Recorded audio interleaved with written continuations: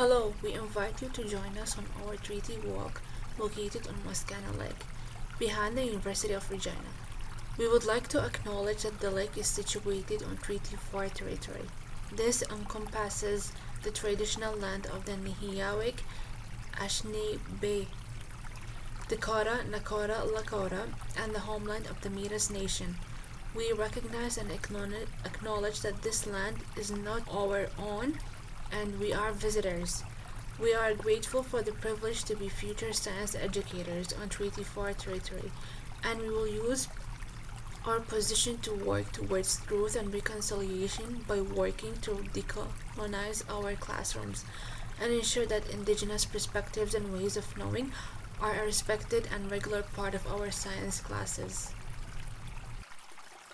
Our treaty walk will be taking an environmental science approach where we will be investigating First Nations and Métis beliefs and practices that demonstrate a sustainable perspective on using resources wisely and minimizing waste, which connects to Environmental Science 20 Outcome AS2, as well as the analysis of the spirit and intent of treaties through investigating the extent to which they have been fulfilled, which connects to Treaty Education Outcome SI 102.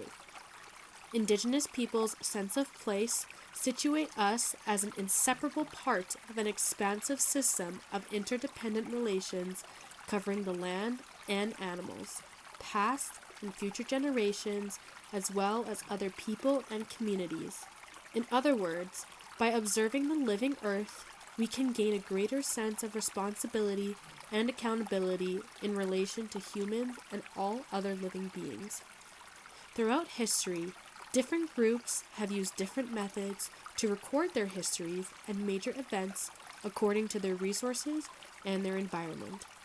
First Nations peoples used oral traditions through stories to pass on their way of life. We would like to start off by telling you a story. Our treaty walk will be taking an environmental science approach where we will be investigating First Nations and Métis beliefs and practices that demonstrate a sustainable perspective on using resources wisely and minimizing waste, which connects to Environmental Science 20 Outcome AS2, as well as the analysis of the spirit and intent of treaties through investigating the extent to which they have been fulfilled, which connects to Treaty Education Outcome SI 102. Indigenous peoples' sense of place situate us as an inseparable part of an expansive system of interdependent relations covering the land and animals, past and future generations, as well as other people and communities. In other words, by observing the living earth, we can gain a greater sense of responsibility and accountability in relation to humans and all other living beings. Throughout history, different groups have used different methods to record their histories and major events according to their resources and their environment. First Nations peoples used oral traditions through stories to pass on their way of life. We would like to start off by telling you a story.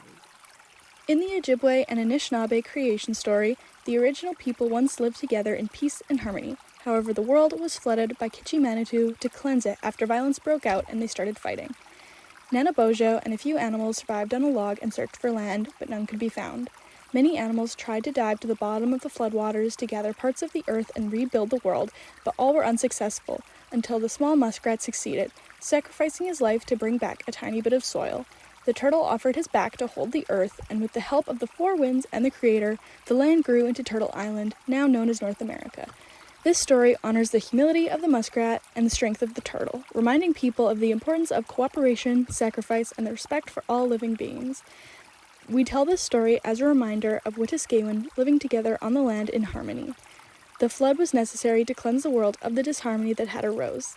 The animals demonstrated their cooperation by working with each other and not against each other, and upholding their responsibilities and showing respect, bringing back Wetaskiwin to the world.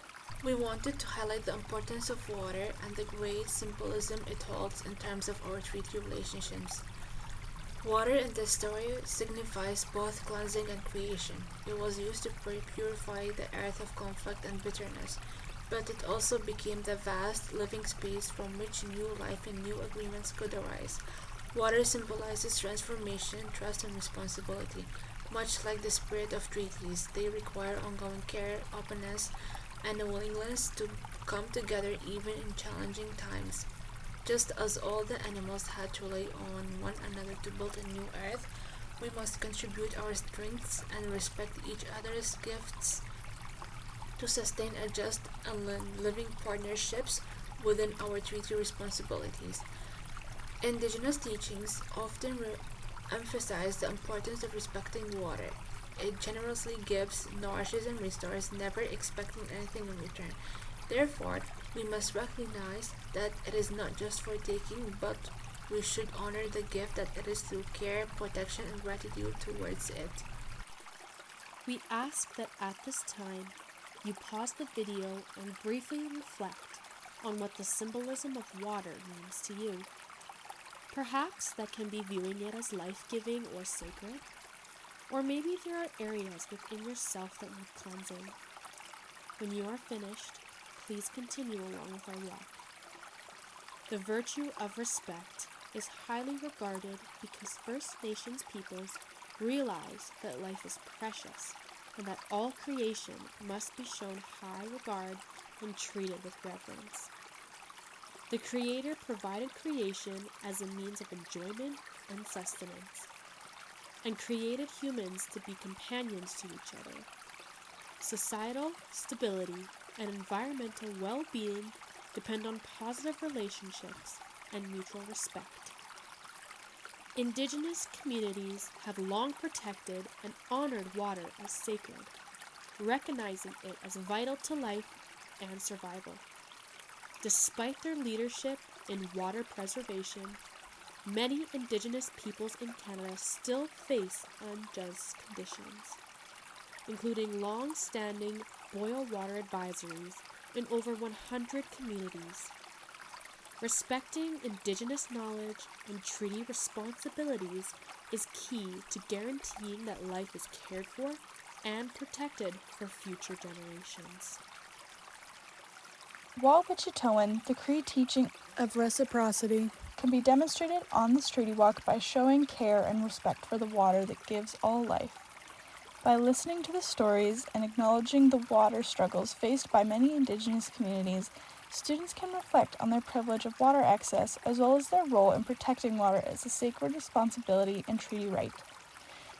We can show our respect and gratitude for water by being mindful of what we put into it, like avoiding chemicals, gasoline, and garbage, as well as using it wisely in ways like turning off taps, running full dishwashers and washing machines, and limiting sprinkler usage. Students can take part in this responsibility by cleaning up garbage near bodies of water, observing their condition, and understanding that water is sacred and essential to all life. As we come to the end of our walk, let us remember Wetaskiwin and Wah-Wichitoan to help us support one another and to live in peace with respect for all living beings. The Turtle Island story and our focus on water teach us the sacredness of this life-giving resource and the need to protect it wisely, honoring it through our treaty responsibilities. Going forward, may we walk gently, speak thoughtfully, and act responsibly as caretakers of the land, the water, and each other. Thank you for joining us on our treaty walk.